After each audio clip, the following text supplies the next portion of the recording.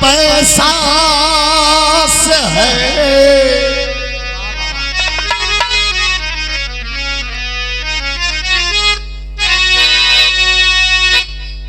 शान पैसा से है, मान पैसा से है, बोलती हर जगह आज पैसे की तू,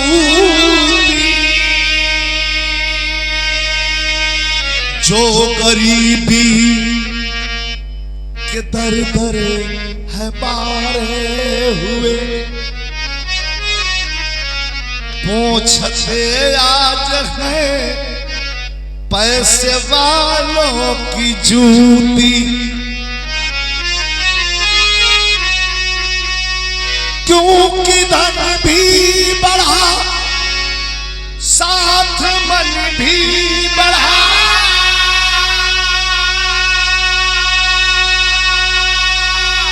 अब कोई अपना ही नीचा दिखाने लगा, जो बुलाया हमेशा हमें प्यार से, अब वही आज अंगुली दिखाने लगा।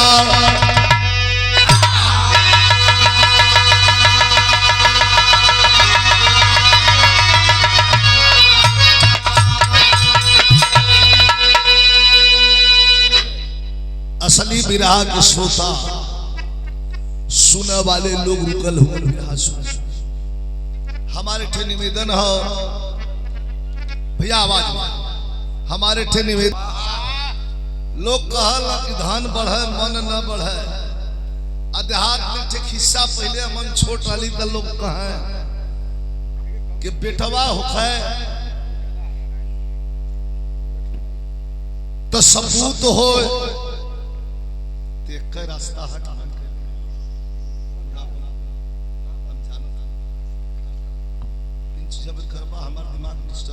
तो बुलाया हमेशा हमें प्यार से,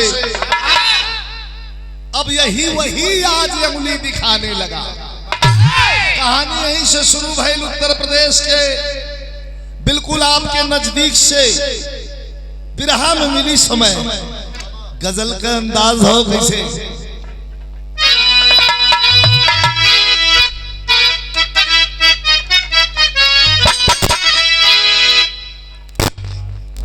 आवाज ना बना ला भैया, ठीक तो बंद तो होगा रायदा, ठीक तो होगा। पहला में कान तन से उठा दिला आपके, जब उठौला से ठीक हो जाए होला, कुछ मशीन आदमी होगी हो। गजल का अंदाज हो कि आड़ लेके घूंघट की, आड़ लेके घूंघट की, अरे दिल पे वार करते हैं,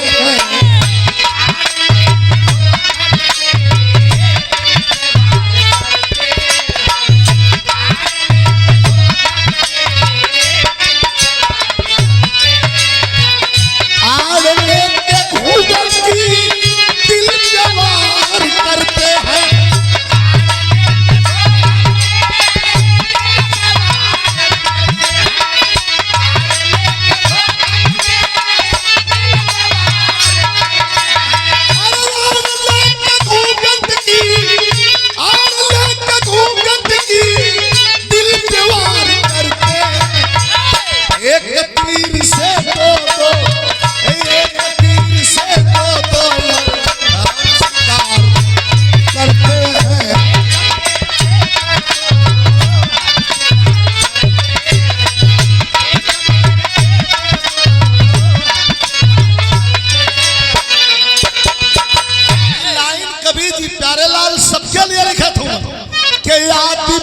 जीवन में,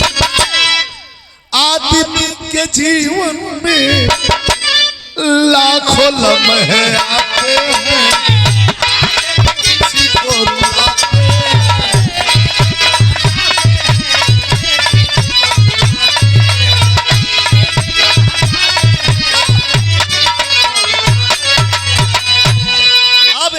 कहानी की शुरुआत हो गई।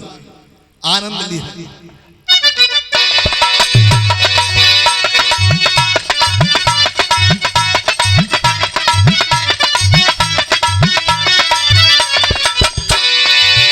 फौज में जाना,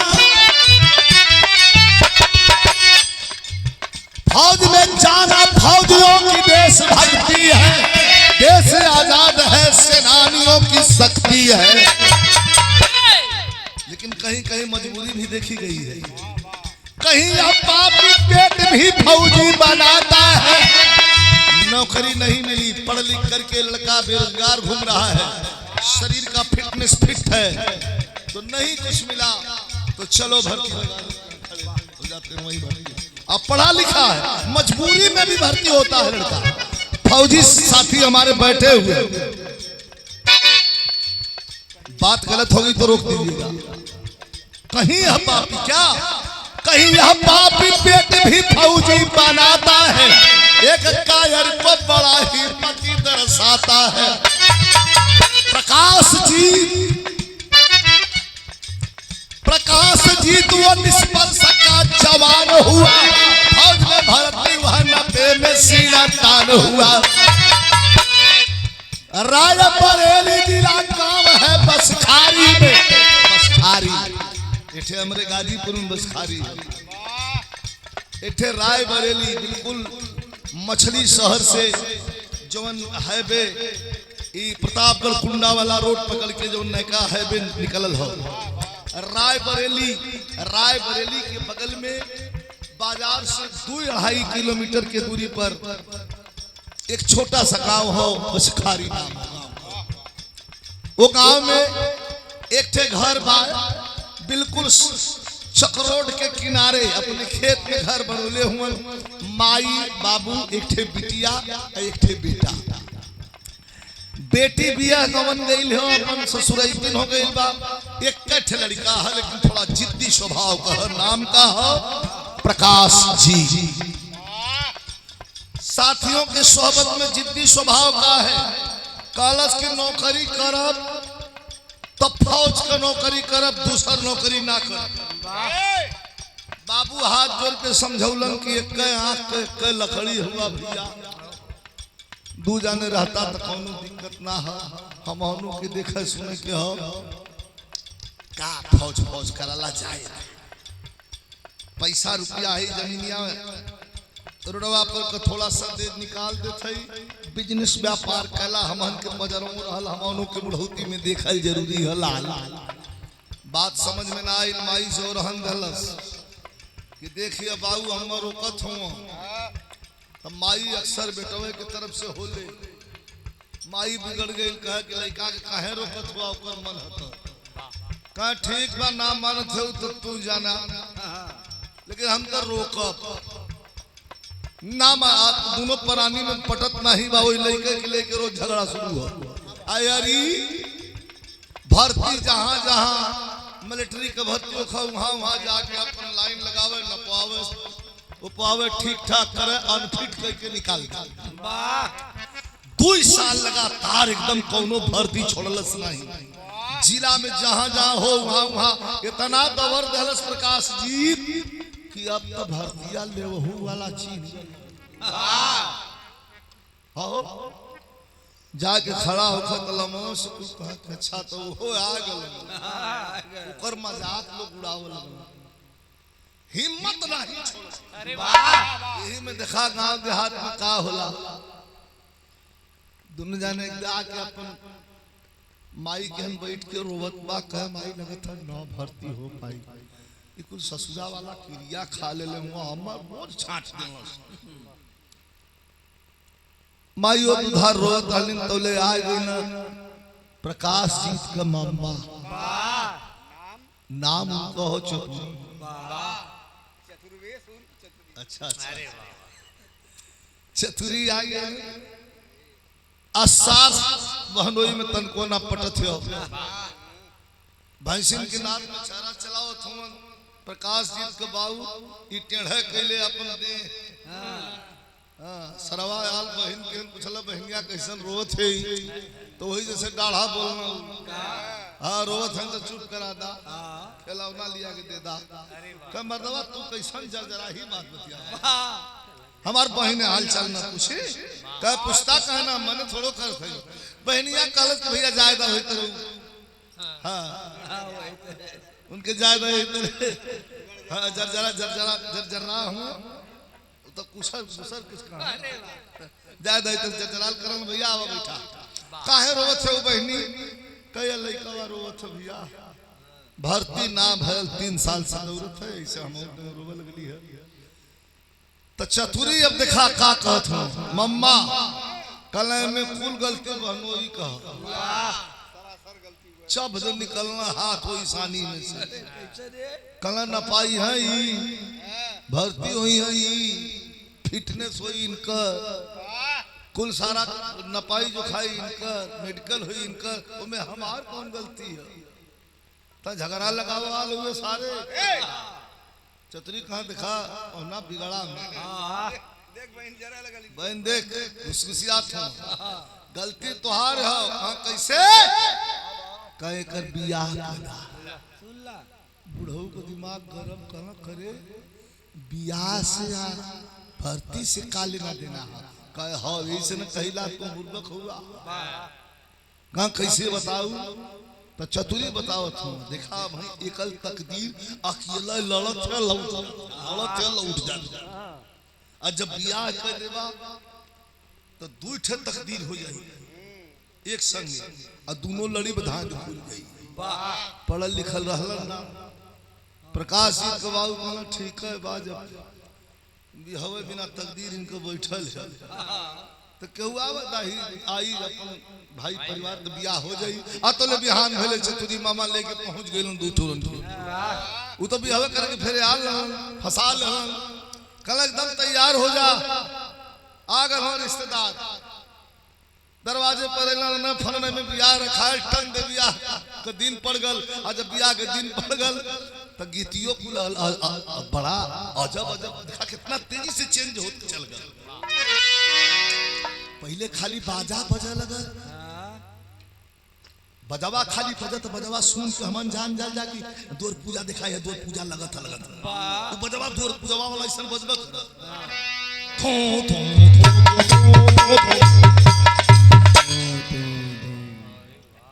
मोटका बजा हो बताओ अच्छा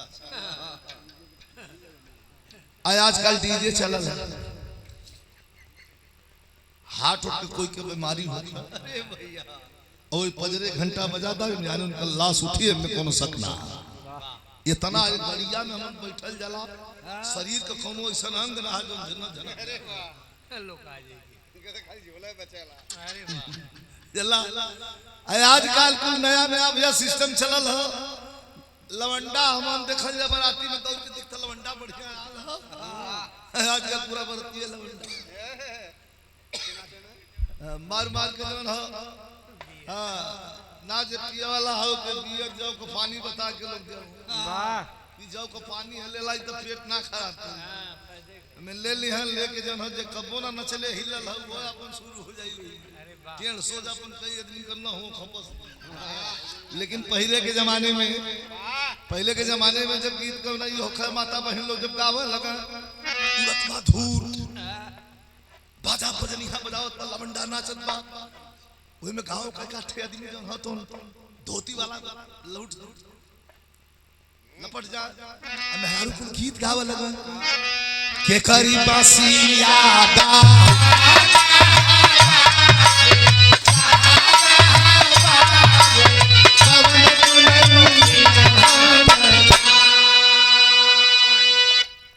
छुट्टी गई ना खोई छाछ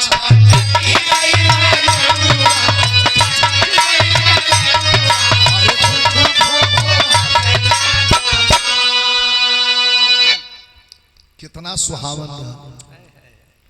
आजकल गीतियों कुल फिल्म चल गई फिल्म तो कुल नहीं की माता के छोड़ दाई बहन बेटिया लोग आवती बारात गई लौट के चली आयल घरे में दुल्हन आई सावरे बरन के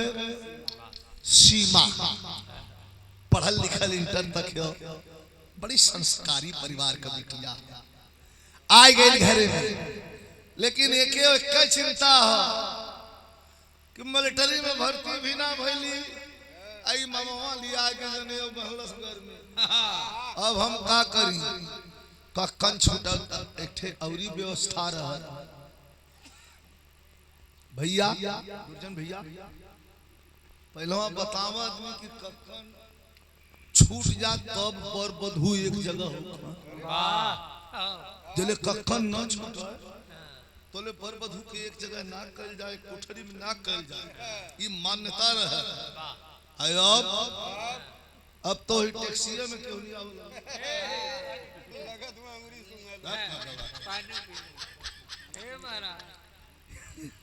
500 रुपया पुरस्कार प्रदान कर कैलन है हमारे पूज्य बाबूजी गुरुजी कवि जी आदर शुभ आशीर्वाद धन्यवाद दुल्ही ने आ गई कक्कन छूटे लगल कुल देवथाने बेचारी घूंघट कर ले बा फोन आ जाए तो उठावे लगल लड़का तो ला के सवा कह कि तुम कायदे से चल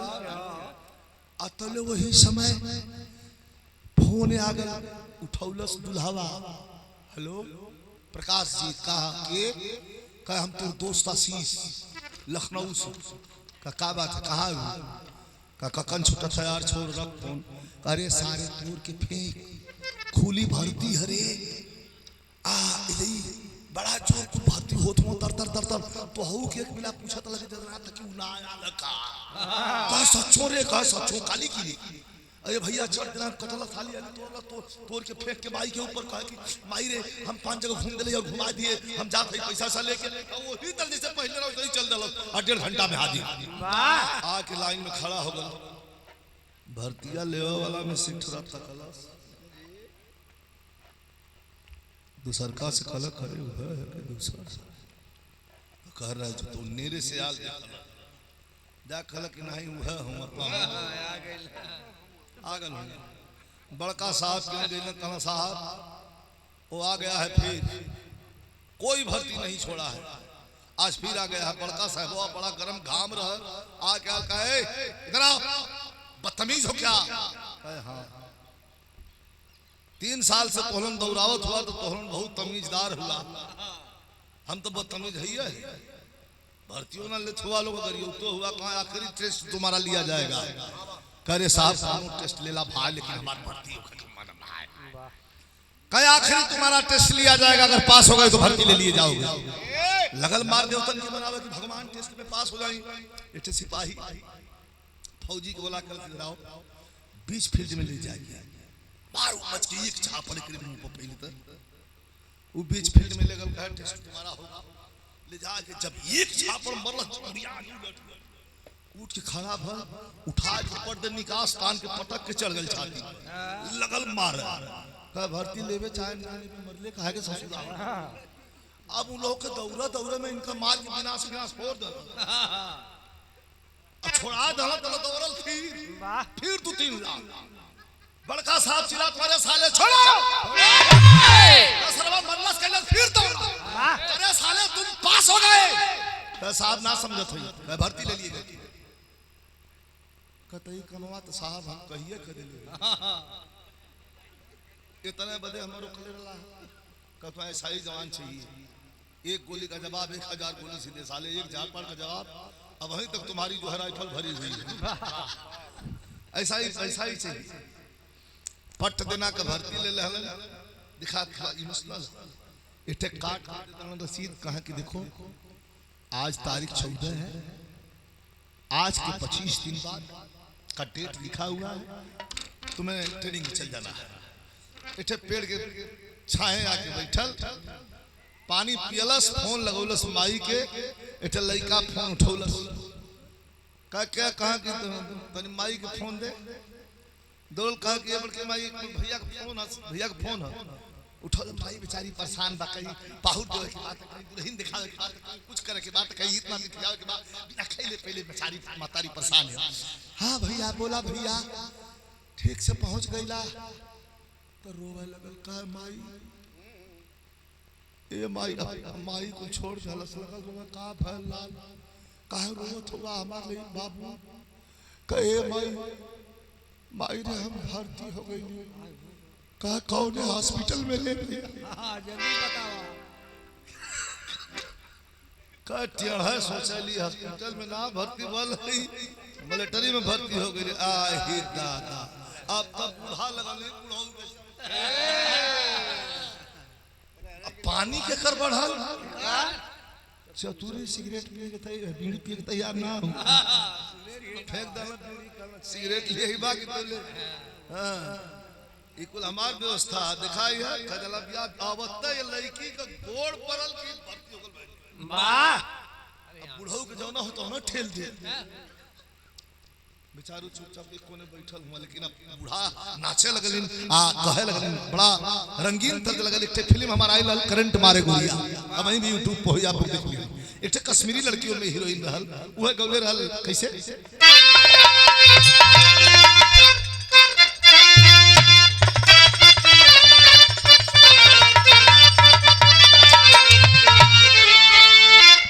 कि पढ़ला कि अरे पढ़ला अरे अखिया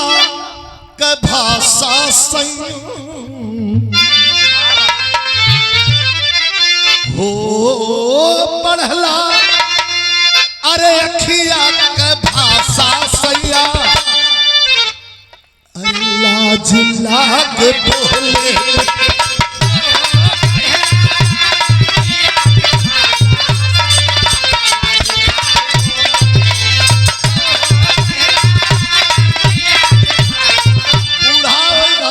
ए चाची दुल्हन दिखा देखा चुप रहो दुल्हन है ये हमार लक्ष्मी अरे का कैसे कहती उतरल बूढ़ा कहते कि उतरल यारे उतरल हाँ उतरल चाँद के चदनिया देखा आज हमारे अंगना में साक्षात लक्ष्मी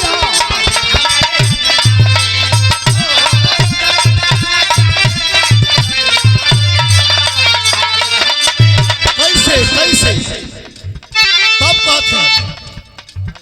बढ़ल द्वार हमारी बढ़ल द्वार हमारी बढ़ गई खेती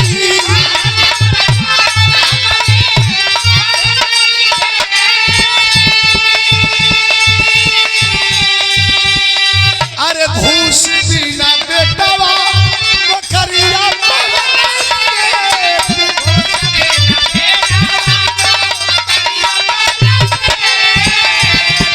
अरे चमकल अरे चमकल अरे चमकल अरे चांद के चदरिया देखा आज हमरे अंगना में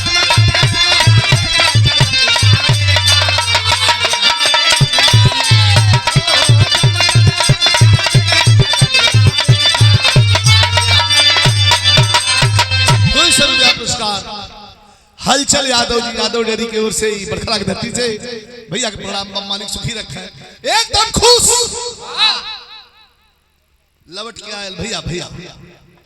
कांड कैसन होला बिरहा तने आगे बढ़ता आप लोग के ज्ञात हो जाई लवट के आयल और से अब जाए के है 25 दिन में पति पत्नी का धर्म का निर्वहन किया बड़ा प्रेम से रहा जात को पकड़ के गले लगा के असीमा से कहलस की इठे बात कही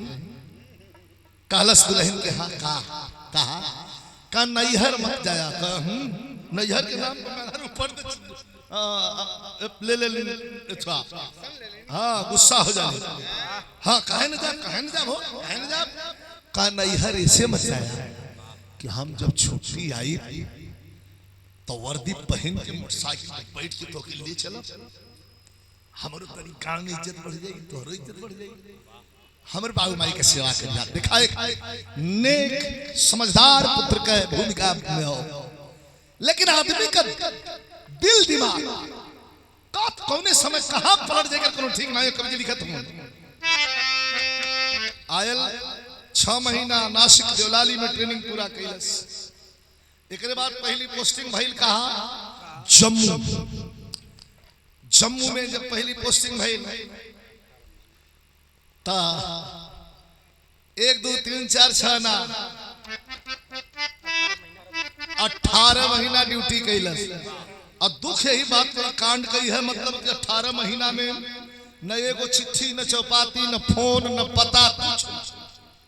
न बाबू से मतलब, न माई से मतलब, अपन सैलरी पावत कहियो घड़ी की न कहियो सिकड़ी की न कहियो जींस की न कहियो टी-शर्ट की न, वही बाजार में मनता खस्सी मतिन घूम। सोचे कैसे आदमी के दिन बदलते, गिरगिट की तरह रंग बदल जाला। ये बिरहा में किरीट के लिए होने सोचला प्रकाश पूरी अजनीगी के नास भइल। अरे माई बाबू पहले मोर कैल नबिया आयन पढ़नवार मिलन दुल्हिया हो। अरे कैसे होई पागली के संग नीरावा। अगर शादी करी, अगर शादी करी तो मेहरारू मोर हीरोइन मिलन कर लगल सखियन से अपने साला हवा। गरियावत के कहा के नीचा रहा वाला यादुआ, अरे बनल पीछा लगुआ हो। आजा बरी धरा भाई सरकार बढ़ावा।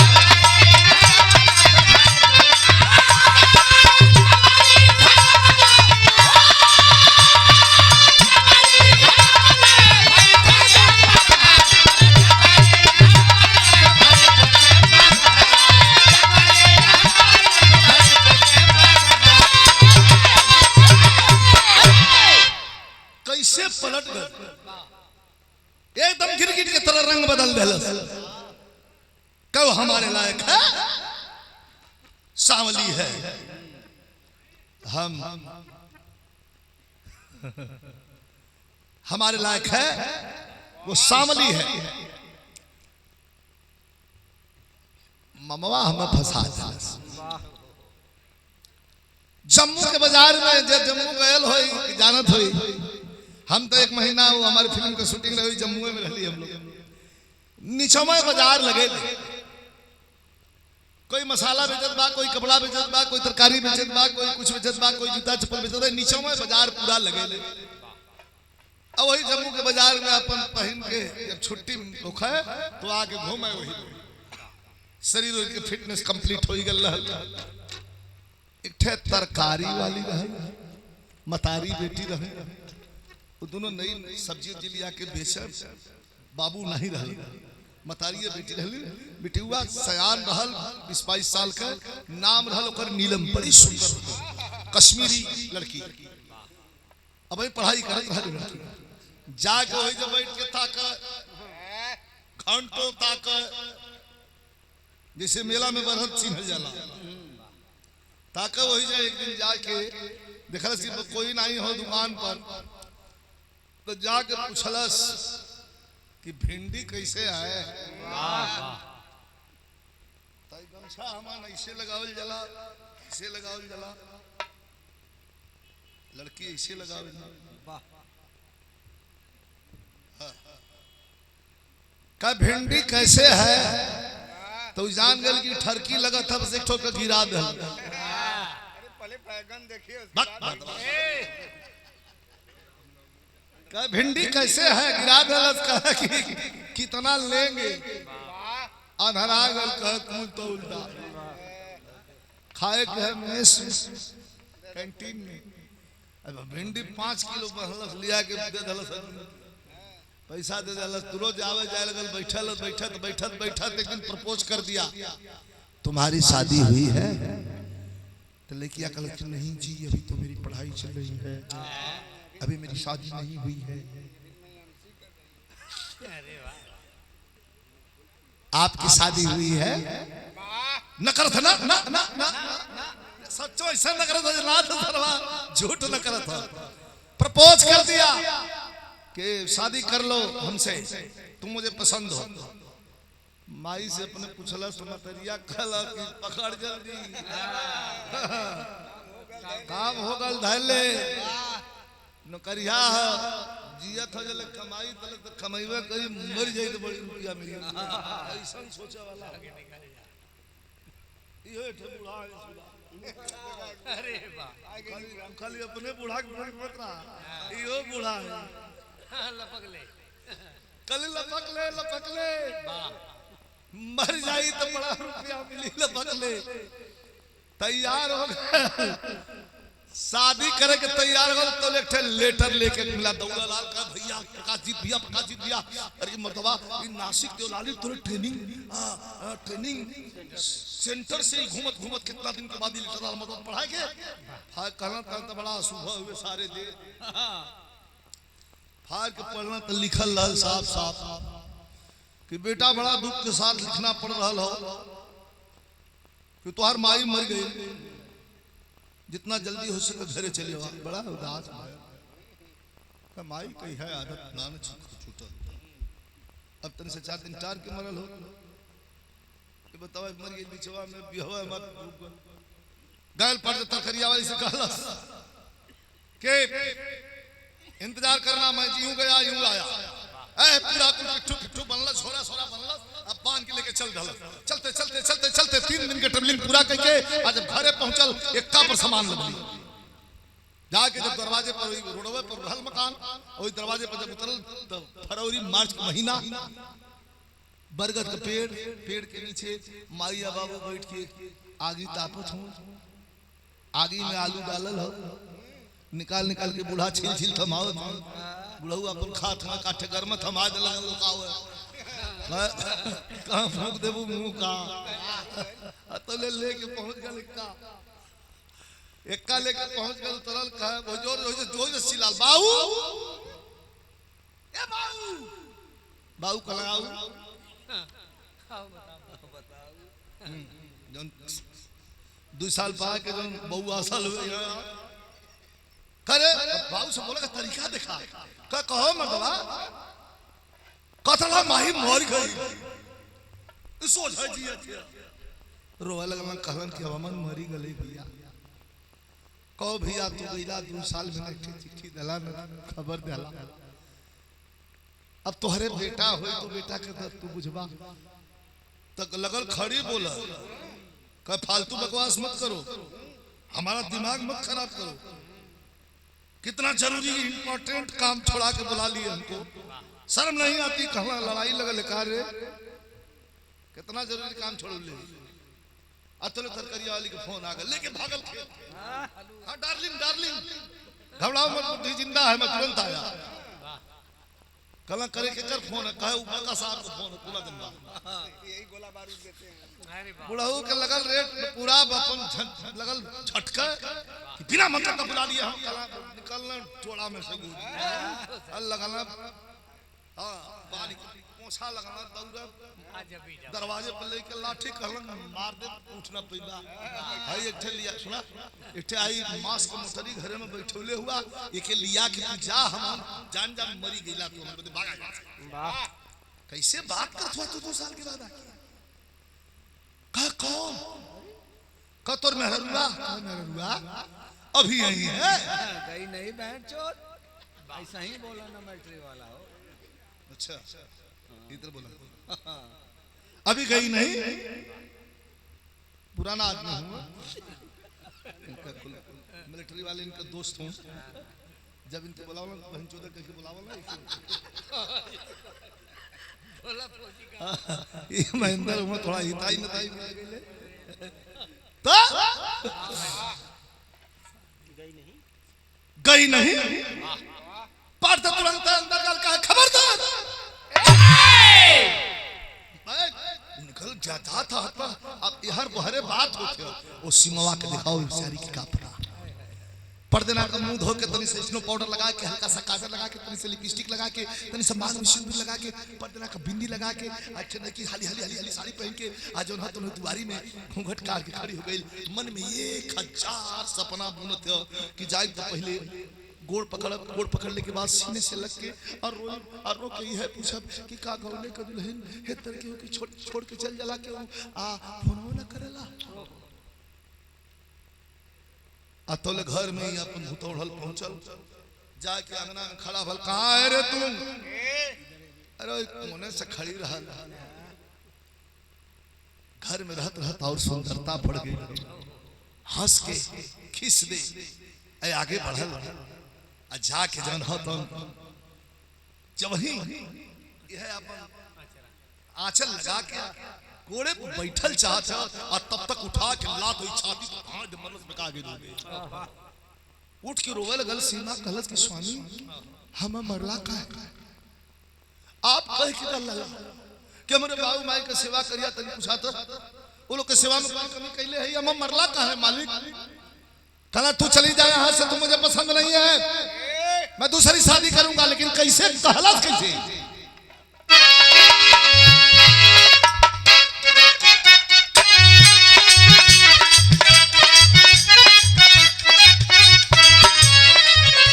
अरे मेरी औकात क्या है जानती है? दुनिया कह ले जब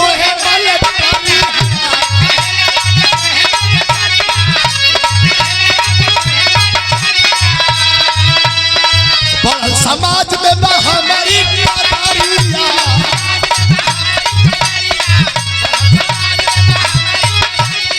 दुनिया कहले जब मन करिया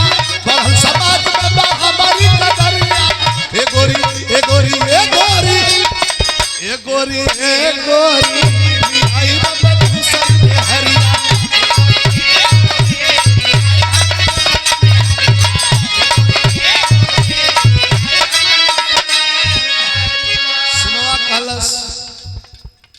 हम मन करत है हम रोकली है आपके आंख में आंसू उठ के खड़ी हो गई। का कहत बा एगो करा चाहे तू गो करा, अरे तू गो करा चाहे 4 गो करा,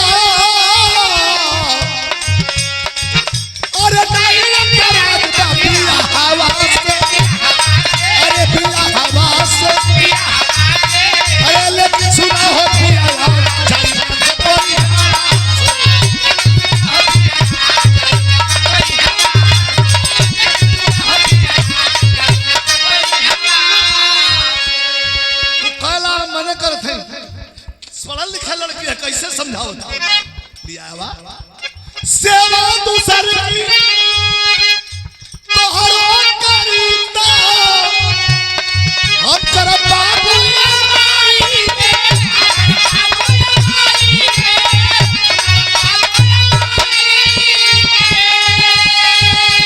तोहर चरनिया में जिंदगी बीतैब झाकत रहब परछाई की। अरे बोल अकाल में हवा से अरे तू हवा से अरे लेकिन सुना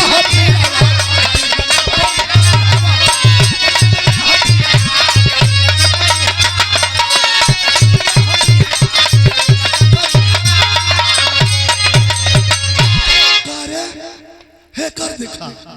सीख की बातें सुन के तुरंत फौजी लिया रिवाल्वर निकाल के पिस्टल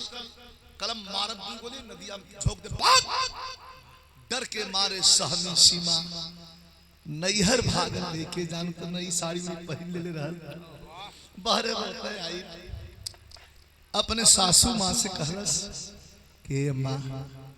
हम भगावत हूँ। खूंटे से खोल के बड़ा मार्मिक दृश्य हो दोस्त। खूंटे से खोल के 40 रुपया थमौली बूढ़ा बहनी ला जा, लेकिन एक बात को याद रखिया, इंतजार करिया, जाके कहीं बियाह के फेर मतलब वहीं पड़िया, इंतजार करिया जो है के पगलायल है दिन ठीक हो जाए। चलते चलते चलते चलते चलते चलते 40 किलोमीटर की दूरी एक सवेरे का चलन 4 बजे शाम। जब अपने नैहर पहुंचल लड़की सिमवा दूर रहल, सिमवा का माई बाबू एक छोटा भाई बैठ के आगे उनकी बारह के तैयारी दरवाजे पर होत रहल, नजर पड़ गई, करेजा थक दे कैलस। सीमा का माई कहलस कि ये सिमवा का बाबू हाउ हमार बेटुआ आवत का, सिमवा का कलन नहीं कह देखा ठीक से, कहो कहो न कोनो साहित्य न सुदेवस न कोनो दिन न बारी, गवन में गइल तो लोग रोक रहलन, आई अकेले कैसे चलल चली आवत, रोवे लगलिन, कहलिन लगा था कोनो तकलीफ बेटी के हो। आई नजदीक आज कोई माई के गोद में बाहर आगे गिर गई, लेकिन जब चलल तो कभी जहां भाव आए है कलम तोड़ के लिख ले उन कैसे मास्टर, लेकिन भाव एक हो कैसे मास्टर।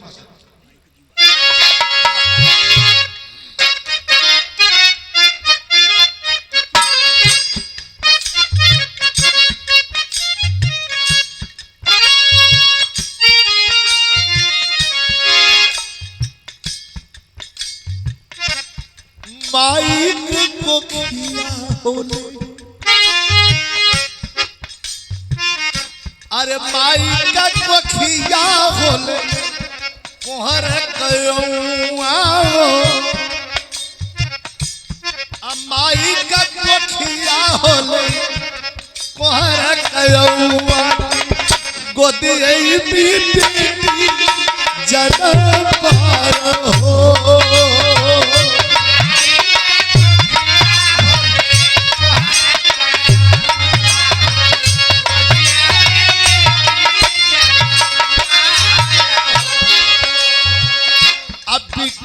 के देखी देखी बिहार कर जवा, अब बिटिया के देखी देखी बिहार कर जवा, अनौरा पानीला होठार हो।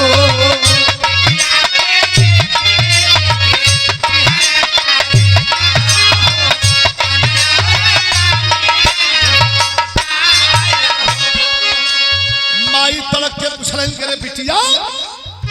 तो के लाते से मरलस, हाँ माई, पिस्टल छाती पर लगाउलस, हाँ माई, चिंता मत करा। लड़की का पिता खड़ा भइलन, कहलन कि सुना आओ विचार विसा बिछा बिछा जाई तो और दूसर बियाह करे बिटिया। तब दौड़ के माई के गोड़ धलल कच माई इठे वादा कह दे का चुटकी बरस से नूरा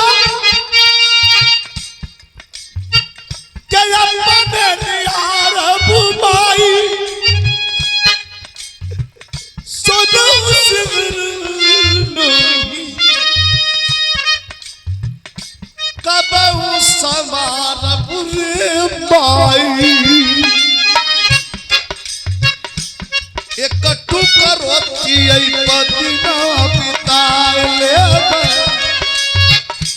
एक टुकड़ो दिनवा बिताए और रुखा सुखा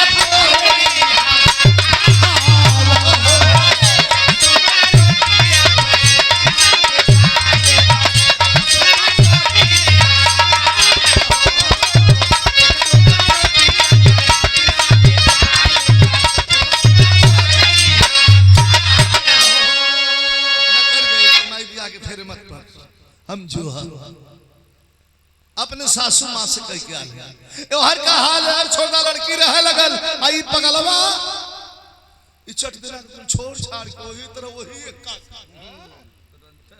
तुरंत चला जाके दोनों पढ़ देखते मंदिर में ले जाके तरकरिया वाली से ब्याह करके बड़ा आराम से रह लगल। एकदम केहू से मतलब नहीं, लेकिन ऊपर वाले के लाठी में आवाज भले न हो, चोट बड़ी गंभीर बड़ी गहरी होती। बॉर्डर पे हलचल मच गई, पाकिस्तान फायरिंग शुरू कर दिया, जंग का माहौल हो गया बॉर्डर पे, सरहद गर्म हो गया। उठा करके पूरे इंडियन आर्मी के नौजवानों को हर प्रदेश से सरहद की ओर रवाना किया जाने लगा, स्थानांतरण किया जाने लगा, मतलब तबादला पोस्टिंग की जा रही थी, तबादला किया जा रहा था। और तबादला की चपेट में यो 2 साल से मरले रहना हो वही घोठा मतले रहना इनहु का तबादला होगा। चल लग गई कहां, एकदम सरहद पर, हंदवाड़ा के बॉर्डर पर, बॉर्डर लाइन पे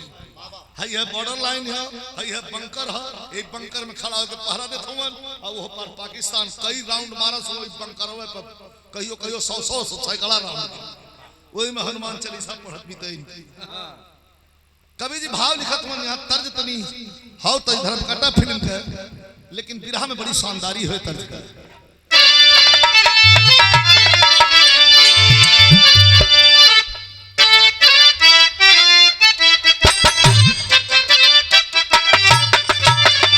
आप लोग कचीर परिचित तजबा गावे के गाबा, ये गोटे तो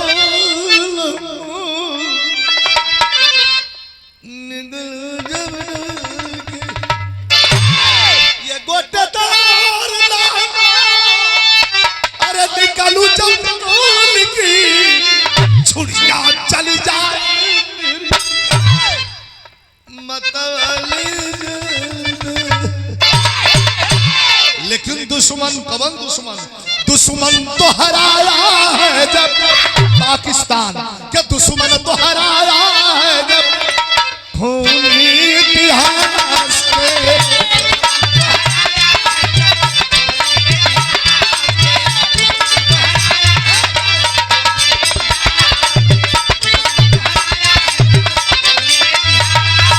अरे दुश्मन तो हराया है,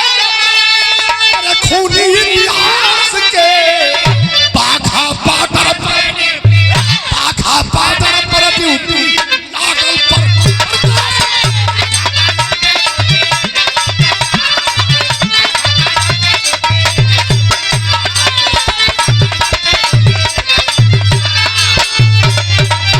माहौल का हो कि किस दिन बमबारी हो, अरे किसको मालूम है एक दिन खड़ा है, अरे मासूम है, हमको नाचीन है नहीं दुश्मनिया।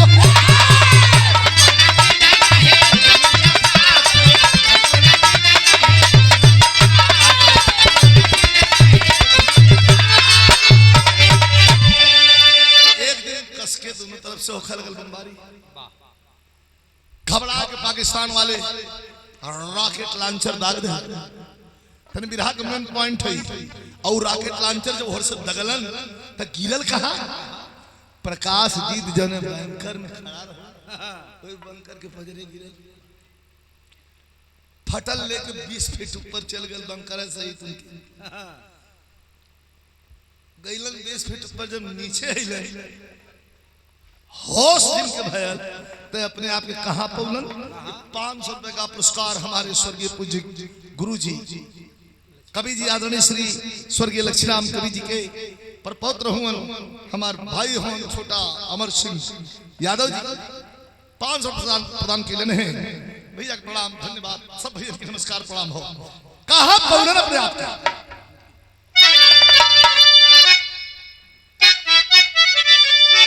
के मौत के मुंह में जाके जिंदगी, हाँ मौत के मुंह में जाके जिंदगी, आखिर लौट के लोटल हॉस्पिटल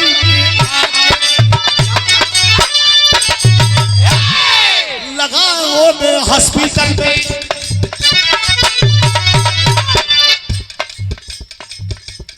लगा वो हॉस्पिटल में प्रकाश का फौजी उपचार, खान पान लो दवा का खर्चा और सगरो है देती सरकार, मालिक को मंजूर नहीं था।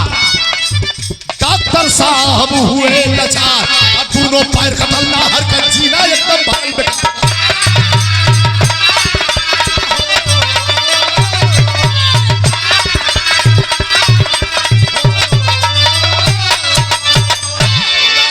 का बुरा नतीजा ना मानो तो कर देखो, जिसने जिसने किया है यारो उसका उसका घर देखो। ऊपर गईलन 20 फुट से नीचे अइलन, होश भइल तो हॉस्पिटल में अपने आप के पौलन। आप वो समय जब होश आयल उनकर तो दोनों पैर एक ठेगुना के 4 अंगुल नीचे से काट के बैंडेज कर देले रहल। बारूद का मार ऐसा लग गई रहल कि लाख कोशिश के बाद दोनों पैर डॉक्टर बचाए ना पाए। पैसा बहुत मिला, अकुल पैसा हुई तरकरिया वाली के नाम से कहला ला तो है कि कुल करे के। हां हम कहां चल पाए, कोई खियावा पियावा तो है, सांप की खियौलस पूरा बल बहलस। फिर तो एक बात बता दें भाई, कोई बुरा मत मानो, कुल बात महराम सुना। हर बात अगर मेहरान से बतावे लगा तो फिर तो भगवान रक्षा कर। कुछ ऐसा बात होले जौन के मेहरान से बचावा। एक दिन सुत्ता ललन तो बता पर कहानी खिस्सा कल गांव पर जमीन हमार हो, पहले उठ के बैठ गए तरकरिया वाला। लगभग कितने की होगी? कल हो 4-5 करोड़ क्या आप गजब आदमी हैं, बताइए। आप यहाँ कटहा गोल लेके पड़े हुए हैं। अरे वाह, कटहा। अरे वाह। और वहाँ जमीन 5 करोड़ की दूसरा गिरी थी बड़ा जोर। बताइए काला का करी कटहे गोड़ के कारण तो हम पहुँच ना पाओ थे। पहुंच ना पाओ थे का गाड़ी बुक करा तुम तक कुल सामान। ये हमारे छोटा भाई हो, पारिवारिक संबंध हो हमारे। धर्मापुर की धरती से हमारे छोटे भाई राजनाथ यादव सुगनु यादव और आप कार बाजार भी भैया कहो, शुभम कार बाजार जेके जरूरत पड़े ले धर्मापुर किराकत से मुफ्तीगंज वाले रोड पर जेके गाड़ी चाहिए 2 साल का चलल, 3 साल के चलल, 1.5 साल के चलल, 5 साल के चलल, जैसन भी गाड़ी चाहिए हर गाड़ी अवेलेबल बा भैया के हां। राजनाथ भैया के 500 प्रसाद प्रदान कैलन है भैया, बहुत बहुत धन्यवाद। आप तुरंत गाड़ी आई, डिसिया मंगा के पूरा सामान लाद के एक ठे लड़का गोद में छोटे से बा, पेट में बा, गोड़वा न कटल और तो दहिया ठीक है, खात पिया थैया हूँ बराबर, ना धोत हूँ नहीं। एक ठे दुर्जन भैया एक ठे जो ना इतना बड़ा कोरवा में हो, इतने पेटे में हो, वो आज बिहान भेल। अब बैठ के लेके चल देनी सर सामान कुल। यहाँ चलन जब गांव में अलन तो गांव का आदमी मेहरारू लड़का सब अपने अपने दुआरी पर खड़ा होकर ताकत बा केहू जाई मत, केहू मत जाई। गांवों में खाली प्रधान लोग ना होला, कट्टे मेहरारू चौधराई नोले पड़े घरे घरे चौधराई नैया रोक के देलिन सबके कोई जाई मत। ई दोगलवा जब अपने बाबू माई का नाई भर मेहरारू मेहर के छोड़ दल तक लेके आल है, फिर कहा से पतुरिया केहू जाई मत फलफाइन बोले सबके रोक दली नेहर भैया प्रधान जेल कले केहू जा चाहे मत जा, हमार तो वोट बढ़ल पिंटे भैया हम जा। आगे प्रधान कल का भैया गए लाला सो जावत हुआ 3 पाव गोड़वा का भयल। कल बहुत लंबी स्टोरी है, जाने तो बताएंगे तो फंस जाओगे। तुम हमारे क्लास में पढ़े हो? कहा हाँ नहीं ठीक है भैया बतावा। कहा ये हमारा पैर जो है बॉर्डर पे काट के पाकिस्तानी ले गए, आज भी पाकिस्तान के म्यूजियम में रखा हुआ है। मैंने झूठ भी बोला तो ऐसा बोला कि आदमी बर्दाश्त न कर पर प्राण छोड़ दे। प्रधान जी कहना है आज भी कलौ काट के लेके चले गए सर, और आज भी पाकिस्तान के म्यूजियम में रखा हुआ और शीशा में पैक है, उसमें मसाला वसाला लगा के। कई बार हमारी सरकार तो मांग रही है कि दे दो इसका गोड़ जोड़ दिया जाए, साले दे ही नहीं रहे हैं। तब तक मैं इसी तरह ठूठा काम चला रहा हूं। हमारे माता पिता मदर फादर कहा, माई बाबू कहा, मेरे मदर फादर नहीं दिखाई दे रहे हैं, ये घर में थाला कैसे? प्रधान कहा कि सोच बोल 6 महीना पहलवा तुम जाने मर गई, बड़ा भीतर से खुश भल की ज्यादा ठीक भल हम के तले की ढोती है दूठे और इकुल पकी गल्ला ना ढोए के पर ज्यादा निक भल तुरंत पड़ दे ताला तोड़ देना के तुरंत हो आ घर रंगला पुतला के एकदम तुलगा के समस्या को लोग एकदम फिट करके जनबा से टाइल्स में बैठा देलस। हम दे गाड़ी लेके बहरे जाए, घरे से हर दे जाके लेके किचन में चल जाए। डार्लिंग मैं आ गया, बड़ा खुशी बा, बड़ा खुशी बा। आप अपने घर में लड़का खिलाओ, दूसर को हो गए ये घर में लड़का खिलाओ तो बाजार में निकल जा सुंदर रहे कश्मीरी इठे रहल नाऊ भाग के होई तो बुरा मत मजनुआ ना रहा जिम कैले रहल ना नहीं जिम कैले रहल बार और बड़े बड़े रखले रहल, हमसे भी बड़ा बड़ा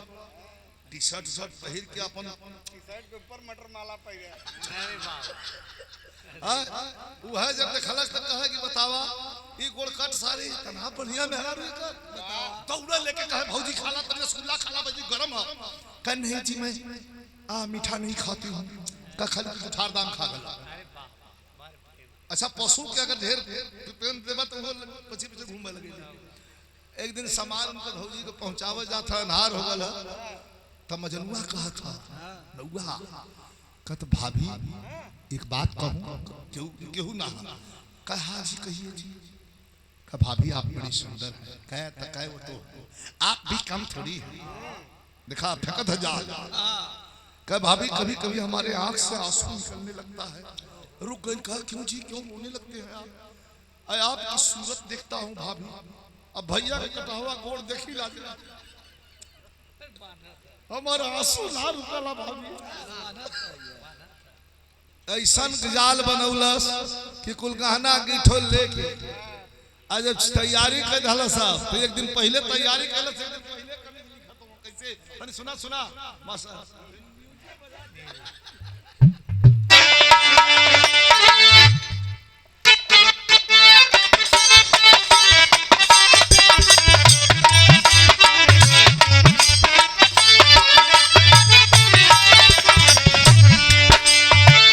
कजर मोहब्बत वाला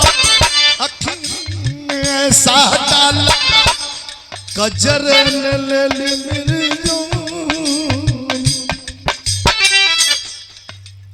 ई का सोचे के तरकरिया कबले खियाई बइन कबले जियाई बइन के अंगूरी पर सोचे जिंदगी अरे जी हाई बहुत कबले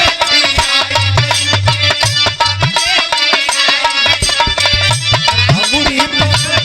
सोचे जिंदगी अरे जी हाई बहुत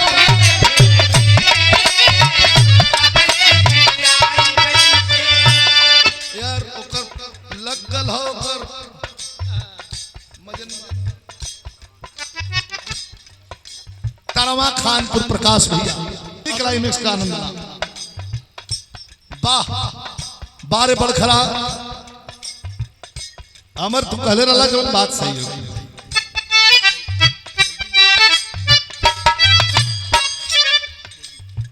जल्दी ना खड़ा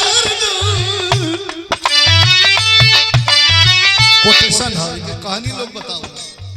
कवि जी लिखा था जल्दी ना खड़ा जल्दी ना बिठावा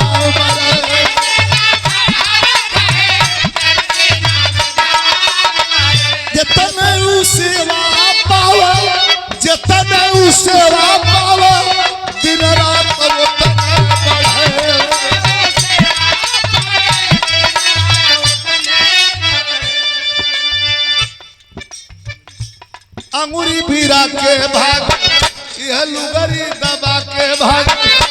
अंगूरी पीरा के भागल लुगरी दबा के भागल आई बना तोहरे यहाँ भी अरे जिया बात गलत बड़ी दिन दिन दिन दिन आई बना तोहरे यहाँ भी जिया बात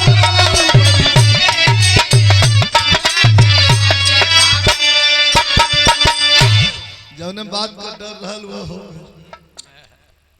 अरे गईल त गईल मेहरारू करी और उठा भैया इतना बड़ा बखइयों ना घींचा था दोनों बचौन के छोड़ के पैसा रुपया बैंक अकाउंट को लेके वही मजनुआ नाव के संग फुर जा ये दौड़ के गाड़ी चला के गांव को तो उतर ना हो दाल बनावे दाल के पानी पियामत दाल के पानी से काम चली हिताई नताई गांव को सब नाराज 2 दिन 3 दिन 4 दिन 5 दिन बीतल किसी किसी तरह से चला था बड़ी दुर्दशा नरक स्वर्ग को ले ही जाना कर्म प्रधान कर्म के हिसाब से आदमी नरक भोग लेला कर्म के हिसाब से आदमी स्वर्ग भोग लेला अब अपने तो परेशान हो उठे छोट से गदूद बच्चा दुधमुहा बच्चा यार वही गांव का प्रधान जी मोटरसाइकिल से पहुंचल ओकरे पुरन की ससुराल जात रास्ता धैले रोडवे पे मकान रोक लेहन गाड़ी रोक के लगलन तिकवे देखा लगलन कहला यह घरवा में कैठे लड़की हमरे गांव पे बिहल रहल बरतिया यही जे टिकल रहल बगलिया में केहू नाही का तलठे मेहरारू घर में से निकलल कहे आपके के खोजत हुआ कल हम प्रधान है बसखारी घर है तुम लगल पर्दा करे कहे हमारे बसखारी दिया भाई शिववा 4 साल बाद बैठौलस पानी पियोलस पूछा लगल प्रधान जी हाल चाल बताइए हमार बाबा माँ कैसे प्रधान जी कहला कि लोग तो 6 महीना पहले मर गेल रोवलस कहे कि खबर ना देलस हमारा माँ हमके अपने बेटी से बढ़ के मानत वाली बड़ा कसम से रोवलस दर्द झरझर झरझर आंख का आंसू से दोनों पहुंचा रुकत नहीं बातें बात में पूछलस उनका हाल चाल कुछ मिलल प्रधान जी कहला वो आधा मरी नक्सल कहीं कैसे का वो आधा मरी नक्सल हुआ गोड़ दोनों कटाए गए एक मेहरारू लेके अलन कुल धन दौलत लेके भाग गए दूठे तो बच्चन छोड़ देले हो नरक भोगत हुवन घरे में केहू न जात हो न आवत हो जायदा ससुर जैसन कैलन वैसन भोगत हो तू अपन शादी ब्याह ना कैलू ब्याह कला चलत है फिर प्यार लौटब थे आई प्रधान जी चले लेकिन अबला जीवन हाय तेरी यही कहानी आंचल में है दूध और आंखों में पानी आके एक जगह बैठल न खाना बनावत बा न आगे भारत बा चूल्ही में चुपचाप बैठल बा आंसू रुकत नहीं है माई खेते से इलिन कल करे बहनी सिमवा करे तो दोपहरों में खाना नहीं खैली एहू बेला कुछ ना बनावत है कोनो बात तेरे मन में है तो बताओ हमसे का माई रे नाराज ना हो भी तो बताई ए माई बुखैबी ना न हम बिगड़बी ना न माई कहे नाम बिगड़ब ना रे बताऊ का कहलस देखा यहाँ प्यारेलाल कवि जी के कमाल हालांकि प्रस्तुति तो मायने रखती है लेकिन कुछ और प्रस्तुति कहल माने ना रखे लेखनी भी हो चाहिए लड़की रोवत बा कहलस अपने माई के पकड़ के अरे हम तो अवाक हैं आप सुनेंगे तो अवाक हो जाएंगे का कहलस लड़की आज विपत में पड़ी गयल सनुरावा वही ससुर भी अमाई रे अब जी अलबा महुरावा वही ससुरवा ठाट के मतारी लेकिन डंडा चल कर भारत द्वार मुंह फूट जाई करे छाती पर लात चलले रहल, पिस्टल चलले रहल, करे जैबी कार है फिर जैबी क्या कहती है ये पढ़ाई ये शिक्षा बोलते हो। हथवा जोड़ के माई से कहलस कि पति का सेवा कर कबो का पाव किस्मत वाली हो, हमके आज बोलावत बा हमारे सेनुरा कलाली हो, कह के आशीर्वाद कदई दे बस पहुरावा वही ससुर अजियत वही जो तो वही रहिया मोर सिंहरावा वही ससुरवा।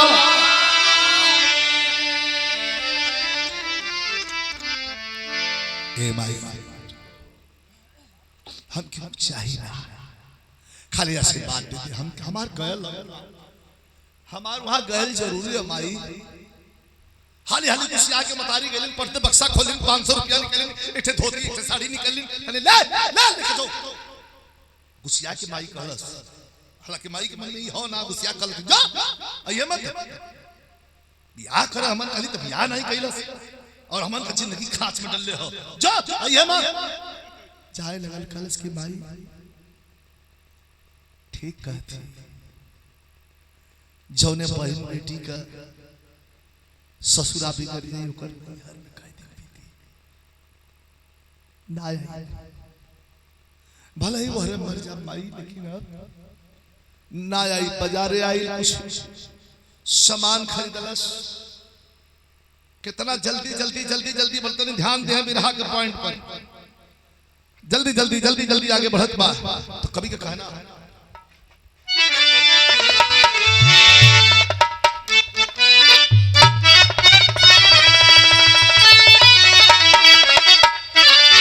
कि सूर्य के प्रकाश, सूर्य के प्रकाश कमय जोहर करे घर में भैया, आज तना की लक्ष्मी करनी ऊंचिया,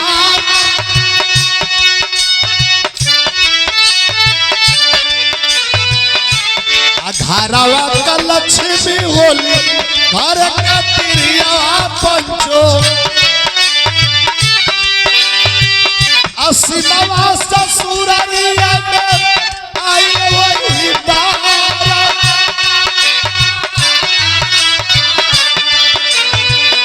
आई गई अंदर हलल इतना माछी झोकल है लइका गिर के भर चिल्लाता अपने वही व्हील चेयर पर बैठल हुआ मुड़ी नीचे लटकौले हुआ पेट सटल, जब वही अंदर हलल तो जनात हो कि कुबेर या लक्ष्मी दोनों के दोनों गोड़वा में बंधले आवत। गांव का मेहरारू लड़की को लड़की लड़की दौली पुत्रन की भौजी आ गई, पुरन की भौजी आ गई, एकदम हर हर हर हर पूजा के घर में भर गई। करे भौजी आ गई, करे भौजी आ गई, ए भैया ए ए हटा बेटा,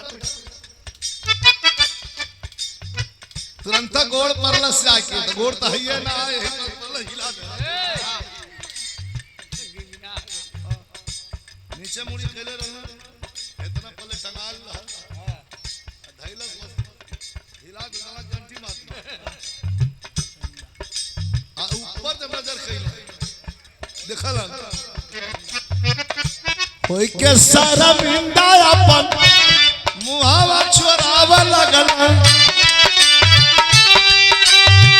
सीमावा कहल से दोष नहीं कवनो बात तो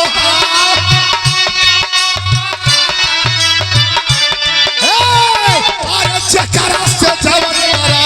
वाली समैया रजो,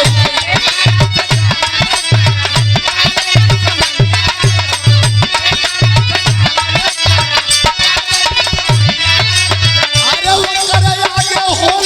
भगवान भी लाचार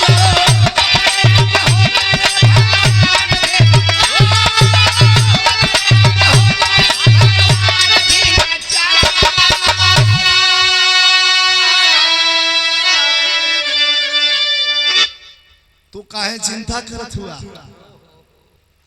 हम हई ना तोहरे गोड़ ना तो हमार गोड़ है। लगल खियावे थे गैया लियाइल पेंशनिया का पैसा उतर अब पैसा जो गैया लियाइल लगल तू है लगल खियावे। अब लड़कन के जन हो तो कबो कबो रोवे लगल कहे सुना इ तोहार लड़का ना हमार बच्चा इठे लड़की इठे लड़का। हम अपने तन से बच्चा पैदा ना करब यह बेटा बेटी रही है तू तन को चिंता मत कर। उठे हादसा रहे हो गए याद के मत कर। मन गुरा कबो कबो तो कहा कि बुढ़वा ये सीमा हमार कबो कबो चल कमन करा का तोहार चल कमन कराला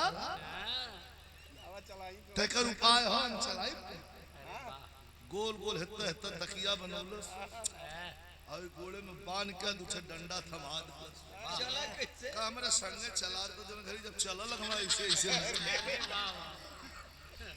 अरे नानू ताली बजाओ वाह भाई साबस वाह भाई साबस। बड़ा खुशी बड़ा खुशी खुशी दिन बीता था। लेकिन हम पहले बतौली कि ऊपर वाले के लाठी में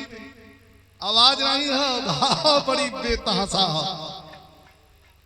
यह भादो का भदवारी बरसल गल भैया भादो का भदवारी बरसल गल और भदवारी में जवन बात तो गैया दो तीन टाइम से खैलस नहीं खाली समझ आत्मा चरी चरार कुछ खेते से हरियर रहते नहीं है।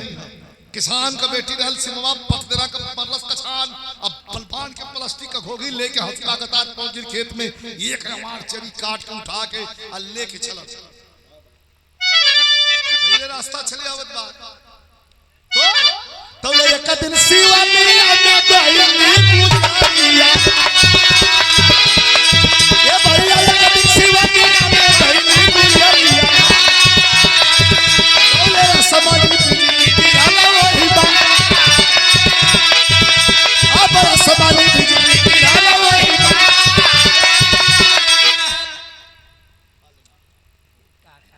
डॉक्टर नबी टटोल ने कहलन की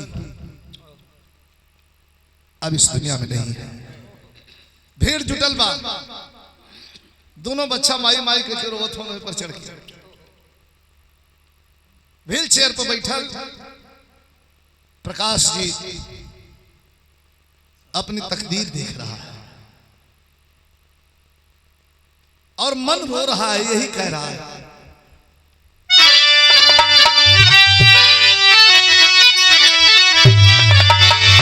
अरे सहलेना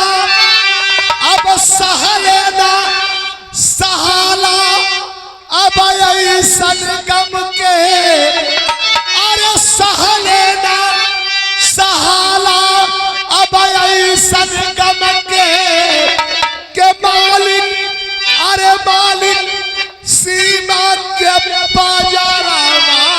बोला हमके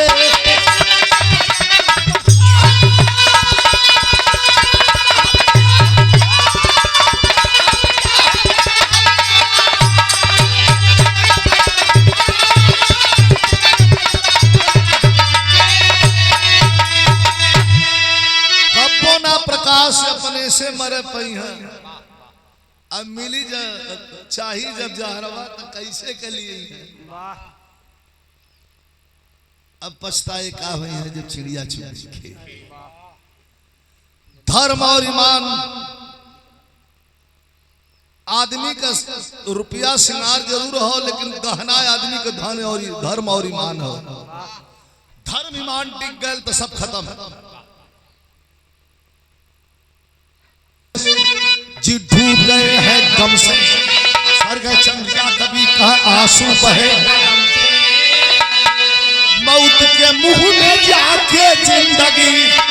विजयी प्यार